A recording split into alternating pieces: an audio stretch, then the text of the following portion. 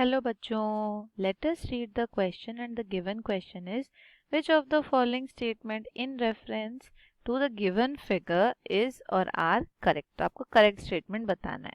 Option A, hydrogen peroxide has a non-planar structure. Option B, first structure is of H2O2 in gaseous phase where the dihedral angle is 111.5 degree. Option C, the second structure of H2O is of solid phase और यहाँ dihedral angle है 90.2 degree and option D all of the above. तो इस question को करने से पहले समझ लेते हैं इसके की कंसेप्ट को, और की कंसेप्ट में आपको जानना जरूरी है स्ट्रक्चर ऑफ H2O2 यानी हमारा हाइड्रोजन पेरोक्साइड. तो हाइड्रोजन पेरोक्साइड में क्या होता है, आपका पेरोक्साइड बॉन्ड होता है. इसकी स्पेशलिटी है पेरोक्साइड बॉन्ड्स. पेरोक्साइड बॉन्ड्स, तो पेरोक्साइड बॉन्ड होता है O और O का बॉन्ड. बिकॉज ऑक्सीजन जनरली क्या होता है -2 स्टेट में रहता है, पर पेरोक्साइड में इसका ऑक्सीडेशन नंबर -1 बन जाता है.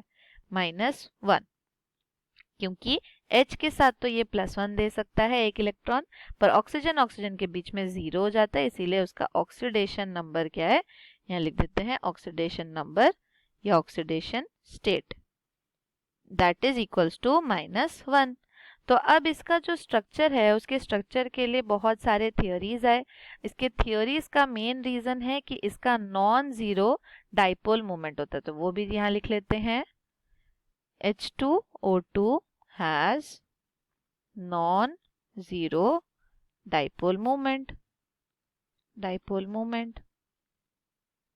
और अगर ये नॉन जीरो होता है तो इसका मतलब कि इसका जो स्ट्रक्चर होगा वो कभी भी प्लेन नहीं होगा. जैसे अगर आप इसको सिर्फ ऐसे लिखें तो ये आपको लग रहा है कि ये एक प्लेन में है.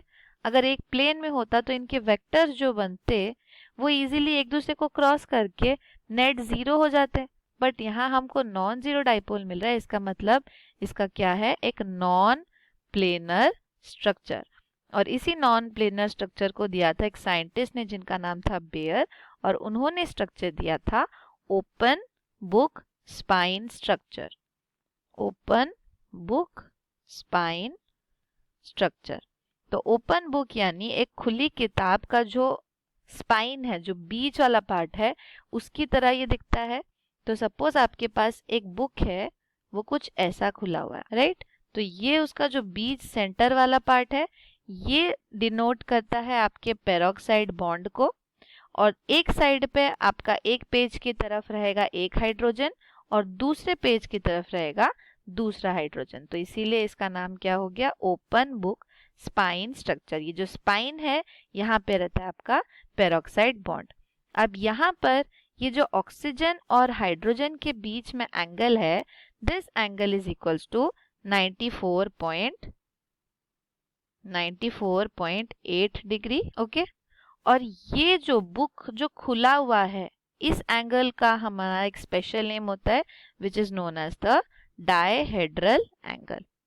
Dihedral angle. तो ये एंगल जो होता है ये एक हाइड्रोजन से दूसरे हाइड्रोजन के बीच में कितना एंगल बनता है उसको डिनोट करता है. ठीक है. तो अब क्वेश्चन पे चलते हैं.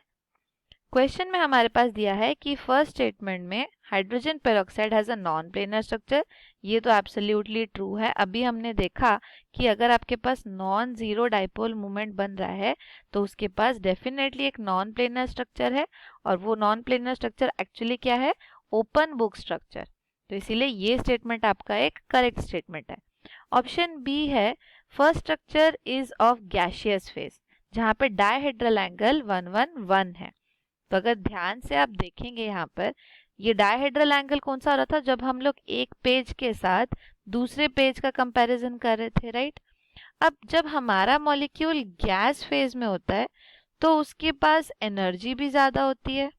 अगर एनर्जी ज्यादा होती है तो वो इजीली वाइब्रेट या रोटेट कर सकता है, या उसका वाइब्रेशन ज्यादा होगा.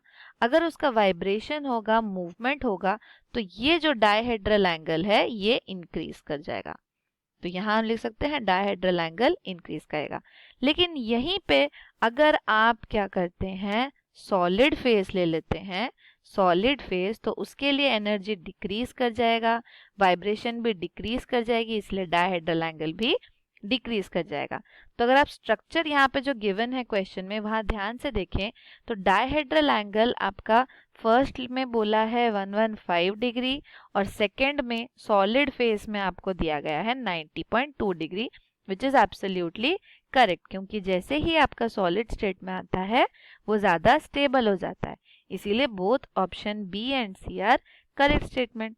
तो इसलिए फाइनल आंसर हमारा क्या बन जाता है, option D, all of the above statements are correct. So hope you understood it well. Best of luck.